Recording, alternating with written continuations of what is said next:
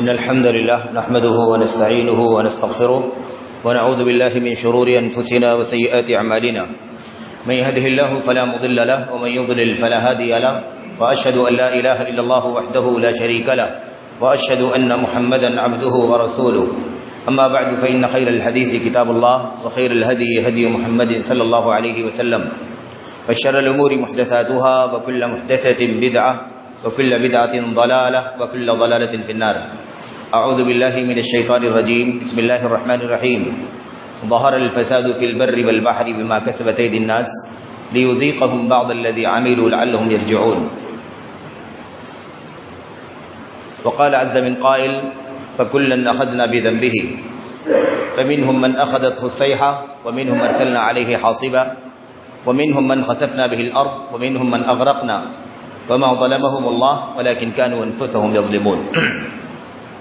برادر اسلام، دین الملی بھائیوں، نوجوان دوستوں، احباب بزرگوں، نوجوان ساتھیوں اور عزیز بچوں، اللہ تبارک و تعالیٰ نے ہمیں اور آپ کو اس دنیا میں پیدا فرمایا، زندگی کو گزارنے کے لیے اسباب اور وسائل فراہم فرمائے، جینے کا طریقہ سلیقہ کیا ہوگا اس کے لیے اللہ تبارک و تعالیٰ نے کتابیں نازل فرمائی، انبیاء اور رسول علیہ السلام کا نہایت ہی عظیم الشان اور ذری سلسلہ جاری فرمایا، اور یہ سلسلہ حضرت نوح علیہ السلام سے لے کر آخری نبی محمد رسول اللہ صلی اللہ علیہ وسلم تک جاری رہا. اور انبیاء علیہ السلام اپنے اپنے دور میں، اپنے اپنے زمانوں میں اپنی قوموں کو، اپنی بستیوں کو اللہ تبارک و تعالیٰ کی مرضی، اللہ تبارک و تعالیٰ کے محبوب اور پسندیدہ چیزوں کی پہچان کراتے رہے، بتلاتے رہے اللہ تبارک و تعالیٰ کو کیا منظور ہے، اللہ عز و جل کو کون سی چیزیں خوش کرتی ہیں، راضی کرتی ہیں، اور کن چیزوں سے اللہ تبارک و تعالیٰ ناراض ہوتا ہے، غضبناک ہوتا ہے، کن چیزوں کی بنیاد پر اللہ تبارک و تعالیٰ نعمتوں سے نوازتا ہے، اللہ تبارک و تعالیٰ اپنے احسانات اور اپنی نوازشات فرماتا ہے، اور کن کاموں اور کن چیزوں کی وجہ سے اللہ تبارک و تعالیٰ کا غضب، اللہ کا غصہ، اللہ تبارک و تعالیٰ کی ناراضگی کی مار پڑتی ہے. یہ ساری باتیں انبیاء علیہ السلام نے اپنے اپنے دور میں اپنی اپنی قوموں کو، اپنی اپنی بستیوں کو اور اپنی مخاطبین کو سمجھایا ہے. اللہ تبارک و تعالیٰ نے حجت قائم کر دی ہے، کوئی ایسا عذر، ہیلہ، بہانہ باقی نہیں رکھا ہے کہ جس کی بنیاد پر کل قیامت کے دن ہم اللہ کے سامنے کھڑے ہوں اور اللہ سے یہ کہہ سکیں، اس کے یہ کہنے کی ہمیں جرت ہو سکے، ہمیں اس بات کی گنجائش ہو کہ اللہ تبارک و تعالیٰ ہمیں نہیں معلوم تھا کہ تیری مرضی کیا ہے، تجھے کیا پسند ہے، تو کن باتوں سے خوش ہوتا ہے اور کن باتوں سے تو ناراض ہوتا ہے. ہم یہ اللہ تبارک و تعالیٰ کے سامنے کل قیامت کے دن نہیں کہہ سکتے. اس لیے میرے بھائیوں، میرے بزرگوں، دراصل ہماری اور آپ کی اب ذمہ داری یہی ہے، قیامت تک کے آنے والے انسانوں کی ذمہ داری یہ ہے کہ وہ اللہ تبارک و تعالیٰ کی رضا، اللہ کی خوشنودی کو تلاش کریں، ڈھونڈیں کون سی چیزوں سے اللہ تبارک و تعالیٰ راضی ہوتا ہے، کن باتوں سے اللہ خوش ہوتا ہے. اور یہ تمام تر پہلوؤں میں ہونا چاہیے، ایمان سے لے کر کے اللہ تبارک و تعالیٰ کی توحید کے باب میں، ایمانیات کے دیگر جو ابواب ہیں ان تمام پہلوؤں میں، عبادات کے میدان میں کہ عبادات میں کون سی عبادت ہے جو اللہ تبارک و تعالیٰ کی کتاب اور نبی کی سنت کے اندر موجود ہیں، جن سے اللہ تبارک و تعالیٰ راضی اور خوش ہوگا، اور کون سی ایسی چیزیں ہیں جو عبادت کے نام پر اگر ہم نے کیا تو اللہ تبارک و تعالیٰ غضبناک ہوگا، ناراض ہوگا، اللہ تبارک و تعالیٰ اپنے عذاب کو دنیا میں ہمارے اوپر بھیج دے گا. ہمیں اس کی تلاش کرنی، یہی معاملہ تمام چیزوں میں ہونا چاہیے. مثال کے طور پر ہمارے جو معاملات ہیں، جس کو ہم اور آپ معاملات کے نام سے جانتے ہیں، خواہ اس کا تعلق مالی معاملات میں سے ہو یا اور دیگر جو سماجی معاشی معاملات ہیں ان سے تعلق ہو، ہمارے نکاح کیسے ہوں، ہماری شادی بیاہ کا نظام کیا ہوگا، طلاق کا نظام کیا ہوگا، ہمارا کاروبار کیسا ہوگا، ہماری روزی روٹی کے حاصل کرنے کے لیے جو اسباب ہو سکتے ہیں اس میں کیا حلال ہے کیا حرام ہے، زندگی کے تمام تر پہلوؤں میں، سیاست میں ہمارا کیا نظام اللہ تبارک و تعالیٰ نے بتلایا ہے اللہ کی کتاب میں، نبی کی سنت میں، ہمیں اسی کی تلاش کرنی ہے، اسی کی جستجو کرنی ہے کہ صحیح کیا ہے جس سے اللہ تبارک و تعالیٰ راضی ہو، اللہ تبارک و تعالیٰ خوش ہو، اور اس کے ذریعے سے اللہ تبارک و تعالیٰ اپنا فضل اور اپنا انعام ہمارے اوپر فرمائے، اور ہم اللہ تبارک و تعالیٰ کی نوازشات سے، اس کے احسانات سے ہم الحمدللہ دنیا میں فائدہ اٹھائیں اور سکھ اور چین کی زندگی یہاں بھی جئیں، اور مرنے کے بعد اللہ تبارک و تعالیٰ کی بے شمار نعمتوں سے مالا مال ہو جائیں. یہ ہر پہلو پر ایسے ہی میرے بھائیوں آگے ہم بڑھے تو ہمارے اخلاق کیسے ہونے چاہیے، ہمارے آداب کیسے ہونے چاہیے، ہمارا کھانا پینا کیسا ہونا چاہیے، ہمارا لباس اور پہناوا کیسا ہونا چاہیے، ہمارا وضع قطع، ہمارا چہرہ مورا، ہمارے معاملات، پھر حقوق کے جو مسائل ہیں، پڑوسیوں کے ساتھ حقوق، اساتذہ کے ساتھ حقوق، ماں باپ کے ساتھ حقوق، بڑوں کے ساتھ، سارے لوگوں کے ساتھ، غرض زندگی کے اندر جتنے بھی پہلو ہو سکتے ہیں زندگی گزارنے کے حوالے سے ہمارے سامنے آتے ہیں، ہم تمام پہلوؤں پر اللہ تبارک و تعالیٰ کی بندگی، اللہ کی عبادت سے لے کر اللہ کی توحید سے لے کر نبی کریم صلی اللہ علیہ وسلم کی سنت سے لے کر چھوٹے سے چھوٹے پہلوؤں تک تمام تر چیزوں میں اللہ تبارک و تعالیٰ کی رضا تلاش کریں، اللہ کی خوشنودی تلاش کریں، کوئی بھی قدم نہ اٹھائیں، کوئی بھی عمل حرکت نہ کریں، کوئی بھی ایکشن نہ لیں جب تک کہ ہم اس بات کی صحیح معلومات حاصل نہ کر لیں کہ یہ اللہ تبارک و تعالیٰ کی رضا ہے یا نہیں ہے، اس کام میں اللہ تبارک و تعالیٰ کی رضا، اللہ کی خوشنودی کا راستہ کیا ہے،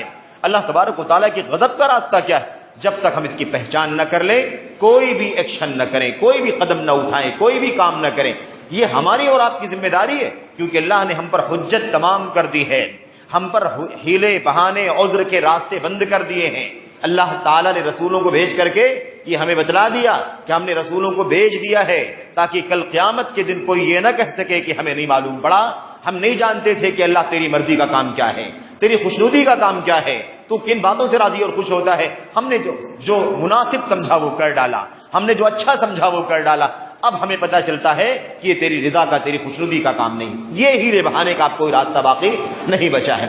اسی لیے میرے بھائیوں آپ دیکھیں کہ جس کو ہم گناہ کے نام سے جانتے ہیں، جس کو ہم معصیت کہتے ہیں، جس کو ہم مخالفت کہتے ہیں، جس کو ہم اللہ تبارک و تعالیٰ کی نافرمانی کہتے ہیں، اس کے رسول صلی اللہ علیہ وسلم کی نافرمانی کہتے ہیں، یہی وہ چیز ہے جس کی وجہ سے ہم اللہ تبارک و تعالیٰ کے عذاب سے دوچار ہوتے ہیں، کیونکہ ہم اللہ تبارک و تعالیٰ کے حکم، اس کی تعلیمات، اس کے فرامین، اس کی ہدایات، اس کی کتاب، اس کے نبی صلی اللہ علیہ وسلم کی سنت و سیرت کے مطابق زندگی گزارنے میں ہم کوتاہیاں کرتے ہیں، ہماری زندگیوں میں کوتاہیاں پائی جاتی، کمیاں پائی جاتی، ہم بہت ساری چیزوں میں اللہ تبارک و تعالیٰ کے احکامات کی مخالفت کرتے ہیں، جرأت کرتے ہیں، اسی وجہ سے اللہ تبارک و تعالیٰ ہمیں مختلف قسم کے عذاب سے دوچار کرتا ہے۔ یہ تو اللہ تبارک و تعالیٰ کی ہمارے اوپر اس کے باوجود بھی رحمت ہے کہ ہمیں کسی ایک ایسے بڑے عذاب میں مبتلا کر کے ہماری اول سے لے کر کے ہماری آخر تک سب کو تباہ نہیں فرماتا، بلکہ چھوٹے چھوٹے عذاب بھیجتا ہے تاکہ ہم بیدار ہو جائیں، تاکہ ہم جاگ جائیں، تاکہ ہم ہوش میں آ جائیں، تاکہ ہم اللہ تبارک و تعالیٰ کی طرف پلٹیں۔ اللہ فرماتا ہے قرآن کریم کے اندر ظہر الفساد فی البر والبحر بما کسبت ایدی الناس، زمین کے اندر، دنیا کے اندر دو ہی قسم کی سرزمین ہے، یا تو وہ خشکی ہے اور یا تو وہ ستری ہے، سمندر ہے، بحر و بر کے سوا کوئی تیسری تقسیم نہیں ہے۔ یہ دونوں تقسیم اللہ تبارک و تعالیٰ عموم ثابت کرنے کے لیے اللہ فرماتا ہے بحر و بر میں، یعنی زمین کی خشکی میں، زمین کی تری میں جو فساد رونما ہوتا ہے، جو بےحیاں، برائیاں، بدعملیاں، گناہ کے کام، شرک، بدعات، خرافات اور دیگر تمام قسم کی جو مخالفتیں ظاہر ہوتی ہیں، اللہ تبارک و تعالیٰ کیا فرماتا ہے بیما کسبت ایدی الناس، یہی وہ سبب ہے جس کی وجہ سے اللہ تبارک و تعالیٰ اس دنیا کے اندر عذاب بھیجتا ہے۔ تو لوگوں کے کرتوت کی وجہ سے، ہماری اور آپ کی کارکردگی کی وجہ سے آج ہم دنیا کے اندر دیکھتے ہیں، اپنے شہر میں دیکھیں، اپنے وطن میں دیکھیں، اپنے گاؤں بستی میں دیکھیں، اپنے پاس پڑوس میں دیکھیں، اور سب سے پہلے انسان اپنے نفس میں دیکھے، اپنے گھر میں دیکھے، اپنے اقارب کے درمیان دیکھے، کہاں کہاں کیسے کیسے گناہ پائے جاتے ہیں، کیسی کیسی مخالفت پائی جاتی ہے۔ تو لوگوں کے اپنے جو کرتوت ہیں، انہی گندے کرتوت کی وجہ سے، انہیں کالے کرتوت کی وجہ سے، ہماری بدعملیوں کی وجہ سے، بدعقیدگیوں کی وجہ سے، بد اخلاقیوں کی وجہ سے، بد معاملگیوں کی وجہ سے اللہ تبارک و تعالیٰ کی طرف سے عذاب رونما ہوتا ہے۔ اللہ کی طرف سے تنبیہ کرنے کے لیے، ہم کو جگانے کے لیے، ہم کو بیدار کرنے کے لیے، ہم کو دوبارہ اللہ کی طرف پلٹانے کے لیے اللہ تبارک و تعالیٰ کی طرف سے چھوٹے چھوٹے عذاب آتے ہیں۔ کہیں زلزلہ آ جاتا ہے، کہیں طوفان آ جاتا ہے، کہیں سیلاب آ جاتا ہے، کہیں بجلی چمکتی ہے لوگوں کی موت ہو جاتی ہے، کہیں ہائی ٹائیڈ آ جاتا ہے، کہیں سونامی آ جاتا ہے، کہیں آگ لگ جاتی ہے، بستیوں کی بستیاں جلا دی جاتی ہیں۔ یہ ساری چیزیں جو آتی ہیں، یہ کیوں آتی ہیں؟ تاکہ ہم پلٹیں اللہ تبارک و تعالیٰ کی طرف۔ اللہ فرماتا ہے کہ ہم جو خشکی اور تری میں چھوٹی چھوٹی مصیبتیں اور آفتیں بھیجتے ہیں، اس کا مقصد کیا ہے؟ اس کا مقصد یہی ہے لعلہم یرجعون، تاکہ یہ پلٹ جائیں اللہ تبارک و تعالیٰ کی طرف، پلٹیں اللہ تبارک و تعالیٰ کی دین کی طرف، آج جو امت کے اندر ذلت ہے، رسوائی ہے، پستی ہے، پسپائی ہے، ہمیں ہر طرف سے شکایت ہے میرے بھائیوں، ہمارے مال کو خطرہ ہے، ہماری جانوں کے خطرے ہیں، ہماری عزت و آبرو کے خطرات ہیں، ہمیں اپنے ملک میں، وطن میں، دنیا میں امن اور سکون نہیں ہے، ہم مختلف انداز سے جو پریشانی کا شکار ہیں، اس کا سبب صرف اور صرف یہ ہے کہ ہم نے اللہ تبارک و تعالیٰ کو ناراض کر دیا ہے، ہم نے گناہوں کے ذریعے سے اللہ کے عذاب کو دعوت دے دی ہے۔ آج ہمارے سماج کے اندر سود کا چلن ہے، ہمارے سماج کے اندر زناکاری بدکاری عام ہے، ہمارے سماج کے اندر، ہماری سوسائٹی کے اندر، ہمارے معاملات کے اندر حرام کی ملاوٹیں ہیں، ہمارے اندر دین سے دوریاں ہیں، ہمارے عقیدے میں فساد ہے، ہمارے عبادتوں کے اندر خلل موجود ہے۔ یہ سارے ایسے گناہ ہیں، اس کی وجہ سے اللہ تبارک و تعالی ہمیں مختلف قسم کے عذاب سے دوچار فرماتا ہے۔ اور دراصل جو عذاب آتے ہیں، جو مصیبتیں آتی ہیں، جو پریشانیاں آتی ہیں، آپ دیکھیں آج ہم سب شکوہ کرتے ہیں پورے ملک کے اندر، وطن کے اندر، اور تقریباً پوری دنیا کے اندر کہ بڑی مندی ہے، بڑی کساد بازاری ہے، اور بڑی دولت کی اور معاش کی بڑی تکلیف ہے، کاروبار ٹھپ ہو رہے ہیں، بزنس کا کوئی راستہ نہیں ہے، اور سروس اور جو ملازمتیں ہیں وہ بھی کافی کم ہوتی جا رہی ہیں، بے روزگاری بڑھتی جا رہی ہے۔ یہ ساری باتیں ہم ضرور تبصرے کرتے ہیں، اور ان تبصروں میں ہم حکومتوں کو نام دیتے ہیں، کبھی فلاں کو نام دیتے ہیں، ہم کہتے ہیں کہ فلاں وجہ سے ایسی مندی آ گئی ہے، فلاں وجہ سے ایسی مندی آ گئی، ایسا ہو گیا۔ یہ ساری چیزیں ظاہری اسباب سے تعلق رکھتی ہیں، ان کا حقیقت سے اصل جو پہلو ہے اس سے کوئی تعلق نہیں ہے۔ یہ ساری چیزیں ہیں، اس میں کوئی شک نہیں ہے، لیکن سوال یہ پیدا ہوتا ہے کہ یہ حالات کیسے بن گئے، یہ حالات کیسے بن گئے، یہ جو تبدیلیاں پیدا ہو گئیں، تبدیلیاں کیوں پیدا ہوئی ہیں؟ اس کی وجہ صرف اور صرف یہ ہے کہ ہم نے اللہ تبارک و تعالیٰ کو ناراض کر لیا ہے، ہم نے گناہ کے کام کیے ہیں، ہم نے اللہ تبارک و تعالیٰ کو غضبناک کیا ہے، اس کے دین اور اس کی شریعت کی مخالفت کی ہے۔ اس کی وجہ سے اللہ تبارک و تعالیٰ نے ہمیں دوبارہ بیدار کرنے اور اللہ کی طرف پلٹانے کے لیے اللہ تعالیٰ نے ہمارے اوپر ایسے حالات پیدا کر دیے ہیں تاکہ اب تو چوکنا ہو جائیں، تاکہ پلٹیں۔ اسی بات کو اللہ تبارک و تعالیٰ فرماتا ہے، یہ جو چھوٹے چھوٹے عذاب آتے ہیں، چھوٹی چھوٹی مصیبتیں اور پریشانیاں آتی ہیں، اس کا مقصد کیا ہے؟ لِيُذِيقَهُمْ بَعْضَ الَّذِي عَمِلُوا، تاکہ اللہ تبارک و تعالیٰ ہمیں اپنے کالے کرتوتوں کی تھوڑی بہت سزا دے دے، تاکہ تھوڑا بہت مزہ چکھا دے، لَعَلَّهُمْ يَرْجِعُونَ، تاکہ ہم کیا ہو جائیں؟ پلٹ جائیں اللہ تبارک و تعالیٰ کی طرف، اور واپس آ جائیں اللہ کے دین کی طرف۔ ہم ناراضی کو چھوڑ کر کے اللہ کی خوشنودی کے کام کرنے والے بن جائیں، مخالفتیں چھوڑ کر کے، گناہوں کے کام چھوڑ کر کے اللہ تبارک و تعالیٰ کی رضا اور خوشنودی کے کام کرنے والے بن جائیں۔ تو یہ اصل میں بنیادی مقصد ہے میرے بھائیوں۔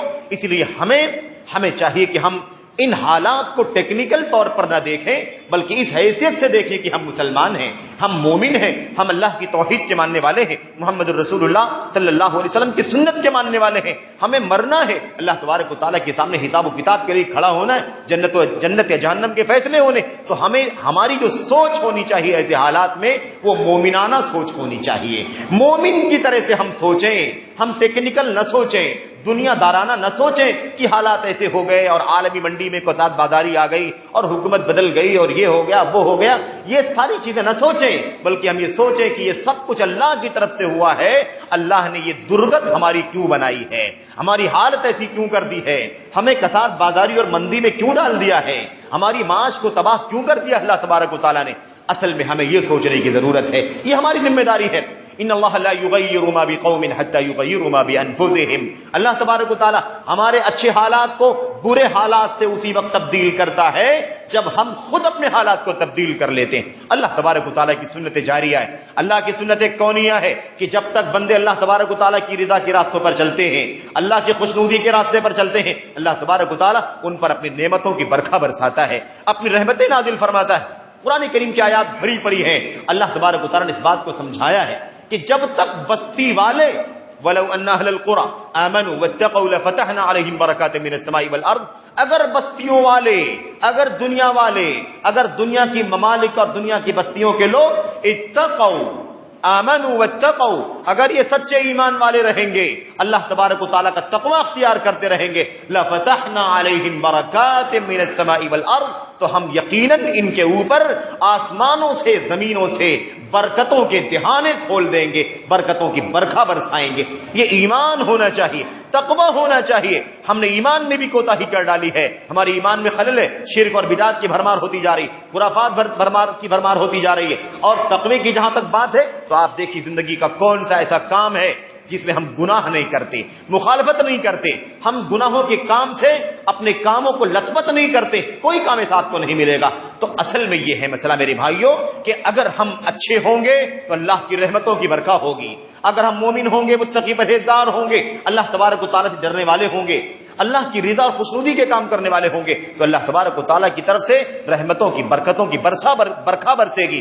اور اگر ہم اللہ تبارک و تعالیٰ کو ناراض کر دیں گے تو یاد رکھو اللہ تبارک و تعالیٰ کا عذاب آ کے رہے گا، اللہ کا عذاب آئے گا، ہمیں چکھایا جائے گا، ہمیں مختلف قسم کی آزمائشوں سے دوچار کیا جائے گا۔ اور اگر ہم نہیں سدھریں گے تو اللہ نہیں سدھریں گے، اپنی نہیں اصلاح کریں گے تو کل قیامت کے دن ہمارا ابدی ٹھکانہ جہنم کے اندر جلنے کا ہوگا۔ اور اگر سچے ایمان کے ساتھ اگر ہوں گے تو کل اللہ تبارک و تعالیٰ ایک عرصے کے بعد نکال دے گا جہنم سے، اور جنت کا مکین بنا دے گا، ورنہ ابدی طور پر ٹھکانہ جن کا ایمان و عقیدہ درست نہیں ہوگا، بغیر توبہ کے دنیا سے جائیں گے، ان کا ابدی ٹھکانہ جہنم ہو جائے گا۔ میرے بھائیو، اللہ تبارک و تعالیٰ نے قرآن کریم کے اندر ایک بہت ہی جامع انداز میں اس کا نقشہ کھینچا ہے۔ اللہ تبارک و تعالیٰ فرماتا ہے فَكُلًّا أَخَذْنَا بِذَنبِهِ، کئی ایک نبیوں کا تذکرہ، کئی ایک نبیوں کے قوموں کا تذکرہ، ان کی بستیوں کا، ان کی امتوں کا تذکرہ کرتے ہوئے اللہ تبارک و تعالیٰ فرماتا ہے وَكُلًّا أَخَذْنَا بِذَنبِهِ، ہم نے ہر ایک قوم کو، ہر ایک بستی کو اس کے گناہوں کی وجہ سے پکڑا۔ ہر بستی کو، ہر قوم کے لوگوں کو ہم نے جو عذاب میں مبتلا کیا، ہم نے جو آزمائشوں میں ڈالا، ہم نے جو فتنوں کی نظر کر دیا، ہم نے جو آفتوں کے حوالے کر دیا، وہ کیوں کیا؟ بِذَنبِهِ، اس کے گناہوں کی وجہ سے۔ ہر بستی کو گناہوں کی وجہ سے پکڑا۔ اللہ تبارک و تعالیٰ مثال دیتے ہوئے فرماتا ہے فَمِنْهُمْ مَنْ أَرْسَلْنَا عَلَيْهِ حَاصِبًا، کسی بستی پر ہم نے آسمان سے پتھروں کی برکھا برسا دی۔ وَمِنْهُمْ مَنْ أَخَذَتْهُ الصَّيْحَةُ، اور کسی قوم کے اوپر اللہ تبارک و تعالیٰ کی طرف سے آسمان سے زوردار آواز آئی، چیخ آئی، اور اس کی وجہ سے لوگوں کے کان پھٹ گئے، لوگوں کے کلیجے پھٹ گئے، اور لوگوں کے سینے چاک ہو گئے، اور اپنی جگہوں پر لوگ مر گئے۔ اللہ فرماتا ہے وَمِنْهُمْ مَنْ خَسَفْنَا بِهِ الْأَرْضَ، اور ہم نے کسی کے ساتھ یہ سلوک کیا اس کے گناہوں کی وجہ سے کہ ہم نے اسے زمین میں دھنسا دیا، ہم نے اسے زمین میں دھنسا دیا۔ قارون کو جانتے ہیں، قارون کی حرکتوں کو جانتے ہیں، قارون کے خزانے اور اس کی دولت کو جانتے ہیں کہ اللہ تبارک و تعالیٰ نے اسے کتنی دولت سے نوازا تھا۔ اللہ تبارک و تعالیٰ نے اس کا بھی نقشہ کھینچا ہے، یہ موقع نہیں ہے اس کا میرے بھائیوں۔ تو کہنے کا مطلب یہ ہے قوم عاد کی بستی، قوم سمود کی بستی، اور ایسے ہی یہ قارون، اور اس کے بعد اللہ نے آخر فرعون کا تذکرہ فرمایا وَمِنْهُمْ مَنْ أَغْرَقْنَا، اور کسی بستی کے ساتھ، کچھ لوگوں کے ساتھ ہم نے یہ سلوک بھی کیا کہ ہم نے انہیں طوفانوں میں غرق کر دیا، ہم نے سمندر میں ڈبا دیا۔ یہ 4 بستیوں کا تذکرہ اللہ تبارک و تعالیٰ نے فرمایا، قوم عاد، قوم سمود۔ عاد حضرت ہود علیہ السلام، سمود حضرت صالح علیہ السلام کی بستی، اور یہ بڑی بڑی قوموں کا تذکرہ اللہ نے فرمایا، ورنہ بہت ساری بستیاں ہیں۔ اللہ فرماتا ہے اور ایک کون تھا؟ قارون تھا، جس کے پاس بے پناہ دولت کے خزانے تھے، اس کی کنجیاں اتنی زیادہ تھی اس کے خزانوں کی کہ اونٹوں پر لاد کر کے لے جائی جاتی تھی، اونٹوں کا ایک ریوڑ اس کی کنجیوں کو لاد کر کے لے جاتا تھا، اور وہ بھی اونٹ جو تھے، ریوڑ جو تھا اونٹوں کا، وہ بھی کنجیوں کے بوجھ سے گرانبار ہو جایا کرتے تھے، برداشت سے باہر ہوتا تھا ان کے، اس قدر خزانہ اللہ تبارک و تعالیٰ نے اس کو نوازا تھا۔ اللہ نے اس کا تذکرہ فرمایا کہ اس کو بھی ہم نے گناہوں کی وجہ سے زمین میں دھنسا دیا۔ اور فرعون کے بارے میں اللہ نے کیا فرمایا؟ اللہ نے فرمایا ہم نے کسی کو سمندر کے طوفانوں میں غرقاب کر دیا، اور فرعون کی ساری داستان ہم سب جانتے ہیں۔ 4 بستیوں کا تذکرہ فرمایا۔ آگے اللہ تبارک و تعالیٰ فرماتا ہے وَمَا ظَلَمَهُمُ اللَّهُ، یاد رکھو ان ساری بستیوں کے ساتھ جو سلوک ہوا ہے، جو ان پر آفتیں، مصیبتیں اور عذاب کی شکلیں آئی ہیں، یاد رکھو کہ اللہ تبارک و تعالیٰ نے ان کے اوپر ظلم نہیں کیا ہے۔ یہ ظلم نہیں کیا اللہ تبارک و تعالیٰ نے، ان پر آسمان سے پتھروں کی بارش ہو گئی، ان کے اوپر تیز آواز آ گئی، ان کو زمین میں دھنسا دیا گیا، کسی کو زمین میں، کسی کو سمندر میں ڈبا دیا گیا۔ یہ سارے عذاب کی جو شکلیں تم دیکھتے ہو، یاد رکھو کہ اللہ تبارک و تعالیٰ نے ان کے اوپر ظلم نہیں کیا ہے، بلکہ یہ سراپا عین انصاف ہے، انصاف ہے اللہ تبارک و تعالیٰ کا، عادل ہے۔ کیوں اللہ نے کیا ہے؟ اللہ فرماتا ہے وَلَكِنْ كَانُوا أَنفُسَهُمْ يَظْلِمُونَ، دراصل یہ لوگ خود ہی اپنی ذات پر ظلم کرنے والے تھے، انہوں نے گناہ کیا، اور گناہ کرنے کی وجہ سے خود اپنے آپ پر ظلم کیا، اس کی سزا ان کو مل رہی ہے کہ اللہ تبارک و تعالیٰ نے ان کو عذاب میں ڈبا دیا۔ میرے بھائیوں، میرے بزرگوں، اور آپ دیکھتے چلے جائیے، حضرت نوح علیہ السلام سے شروع کریں، جن قوموں کا، جن نبیوں کا تذکرہ اللہ تبارک و تعالیٰ نے قرآن کریم میں کیا ہے، ذرا سا پڑھتے چلے جائیں، آپ کو اندازہ ہوگا کہ آخر کیوں لوگوں کے ساتھ یہ سلوک کیا گیا۔ ہم اور پہلے جاتے ہیں، ہمارے اور آپ کے بابا حضرت آدم علیہ السلام، ان کو جنت سے نکلنے کا سبب کیا تھا؟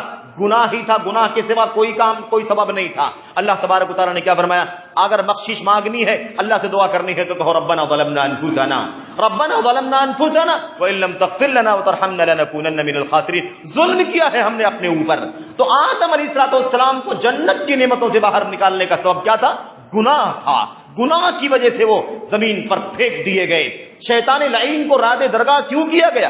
گناہوں کی وجہ سے۔ قوم نوح پر عذاب کیوں آیا طوفان کا؟ میرے بھائیوں، گناہوں کی وجہ سے۔ قوم عاد کے اوپر عذاب کیوں آیا؟ گناہوں کی وجہ سے۔ قوم سمود پر عذاب کیوں آیا؟ گناہوں کی وجہ سے۔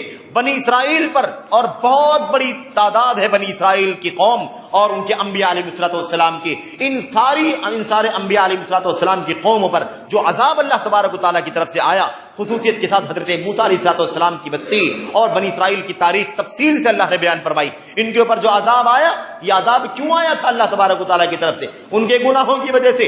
اور یہ سلسلہ چلتا رہا، اخیر میں حضرت محمد رسول اللہ صلی اللہ علیہ وسلم تشریف لائے۔ آپ کی امت قیامت تک کے لیے امت ہے۔ ہم سب بھی آج 1441 سال ہجرت کے، ہم بھی آپ کی امت کے افراد ہیں۔ میرے بھائیوں، آج اس امت کے اوپر جو عذاب کی شکلیں ہیں، جو مصیبتیں ہیں، جو آفتیں ہیں، جو بلائیں اور پریشانیاں ہیں، سب کس وجہ سے ہیں؟ ہمارے اور آپ کے گناہوں کی وجہ سے ہیں۔ گناہوں کی وجہ سے، اور کوئی سبب نہیں ہے میرے بھائیوں۔ یاد رکھو، کسی ٹیکنیکل بات کرنے کی ضرورت نہیں ہے، کسی قسم کے ٹیکنیکل تبصرے کرنے کا کوئی فائدہ نہیں ہے، کیونکہ ہم ایمان والے ہیں۔ ہماری سوچ مومنانہ ہونی چاہیے۔ ہماری درگت یہ کیوں ہوئی ہے؟ ہمارا یہ انداز کیوں ہو گیا ہے؟ ہماری حالت یہ بدتر کیوں ہو گئی ہے اور دن بدن بدتر کیوں ہوتی جا رہی ہے؟ اس کی وجہ کیا؟ اس کا سبب کیا ہے؟ ہم گنہگار ہیں، ہم بد عمل ہیں، ہمارے ایمان میں، ہمارے عمل میں، ہماری عبادات میں، ہمارے معاملات میں، ہمارے اخلاق میں ہر طرح سے خلل اور کوتاہی پائی جا رہی ہے۔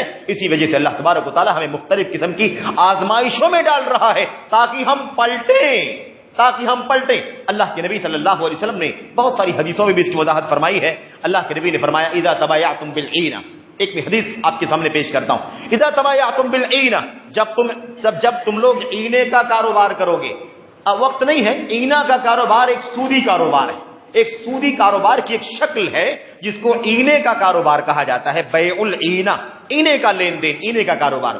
جب تک تم اینے کا کاروبار کرو گے، اذا تبایعتم بالعینہ واخذتم اذناب البقر، اور تم اپنے جانوروں کی دمیں پکڑے رہو گے، یعنی کھیتی باڑی کی طرف اشارہ کیا کہ لوگ اپنی جانوروں کے پالنے پوسنے میں ہمیشہ ان کے پیچھے لگے رہتے، ریوڑ کے ریوڑ ان کے پاس ہوتے ہیں، اسی مال کو بچانے، سجانے، سنوارنے، بنانے میں لگے رہتے، یعنی اس کی دم کے پیچھے لگے رہتے۔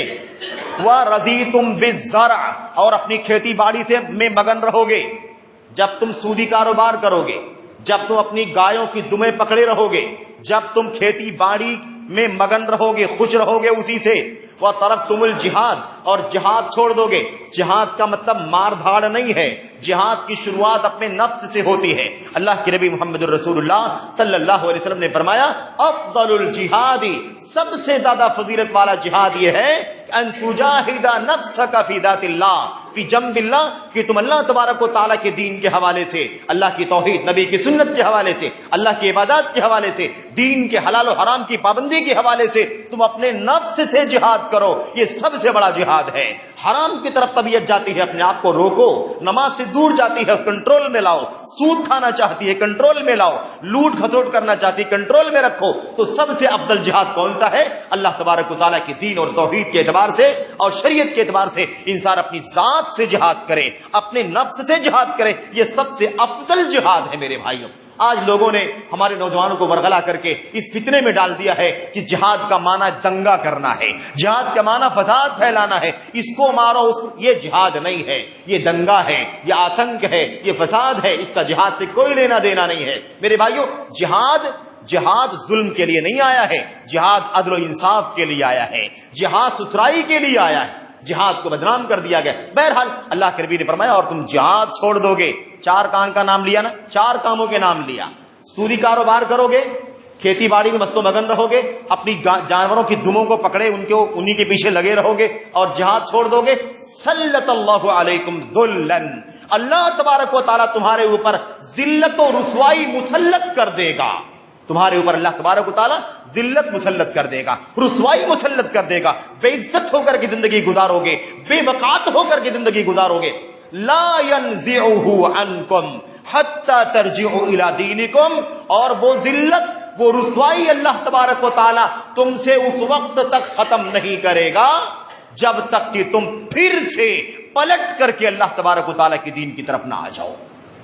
جب تک وہ حرام نہیں چھوڑو گے، جب تک دنیا پرستی نہیں چھوڑو گے، جب تک تم گناہوں کے کام نہیں چھوڑو گے، یاد رکھو اللہ تبارک و تعالیٰ ذلت مسلط کیے رہے گا. ذلت نہیں ہٹے گی، نہیں ختم کرے گا اللہ تبارک و تعالیٰ جب تک کہ تم اللہ کے دین کی طرف پلٹ جاؤ. میرے بھائیوں، میرے بزرگوں، بہت ہی واضح سی بات ہے، ہماری جو حالت ہے اس کی وجہ یہ ہے کہ ہم گنہگار ہیں، ہم بدعمل ہیں، بدعقیدہ ہیں، عبادات میں کوتاہی ہے، معاملات میں بہت ساری کوتاہیاں ہیں، خلل ہے، حرام کی ملاوٹیں.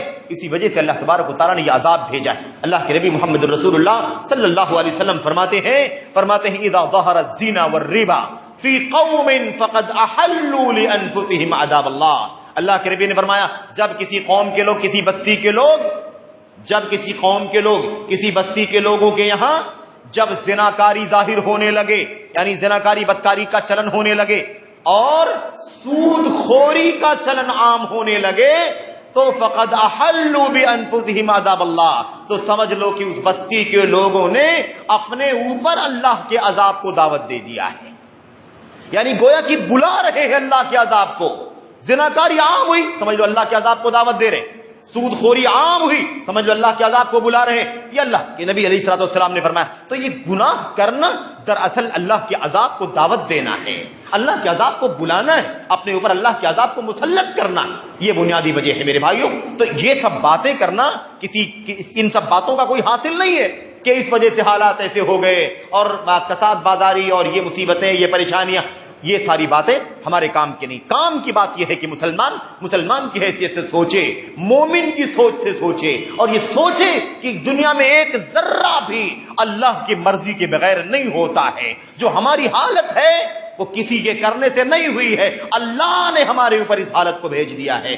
ہمیں اگر اللہ نے گناہوں کی وجہ سے یہ حالت بنائی ہے تو بھلا بتاؤ کہ کیا ٹیکنیکل راستے سے اس کا علاج ہو سکتا ہے؟ ٹیکنیکل راستے سے اس کا علاج نہیں ہو سکتا ہے، کیونکہ یہ بیماری نہیں ہے کہ علاج کریں، بلکہ یہ عذاب ہے جس کو دور کرنے کی ضرورت ہے. اور اس کا مقصد کیا ہے، اس کا طریقہ کیا ہے؟ اس کا طریقہ یہ کہ اپنے رب سبحانہ و تعالیٰ کو راضی کر لیا جائے، پلٹ جائے اللہ کے دین کی طرف، پلٹ جائیں اللہ کی سچی توحید کی طرف، پلٹے اللہ تبارک و تعالیٰ اور نبی کریم صلی اللہ علیہ وسلم کی تعلیمات کی طرف، نبی علیہ الصلوۃ والسلام کی سنت کی طرف پلٹیں، اپنی زندگی کو تبدیل کریں، اپنی زندگی میں کایا پلٹ کریں، اچھائیوں کی طرف آئیں، زندگی کے ہر پہلو میں اپنے آپ کو اللہ کے دین سے وابستہ کر لیں. میرے بھائیوں، یہ ہماری ذمہ داری بنتی ہے. تو اللہ کے نبی علیہ الصلوۃ والسلام کی بہت ساری حدیثیں اس حوالے سے. ایک حدیث اور پیش کرتا ہوں جلدی اگر ممکن ہو تو. میرے بھائیوں، ایک بہت ہی پیاری حدیث ہے، میں تذکرہ کر دیتا ہوں. اللہ کے نبی نے فرمایا 5 قسم کی مصیبتیں ایسی ہیں جن مصیبتوں میں اللہ تمہیں پڑنے سے بچائے.